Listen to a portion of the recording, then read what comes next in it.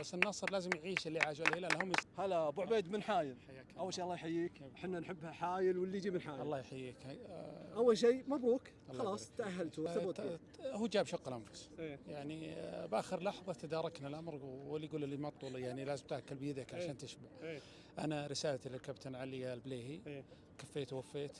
ما في لاعب فوق الكيان الهلالي. حلو. سلمان الفرج ما قصر وتاريخه يشفع له، وخذ يعني فرصته بالهلال، ولما شافوا انه ما قادر يعطي طلع نجوم كبار طلعت من النادي الهلال، ما وقفت عليك يا علي.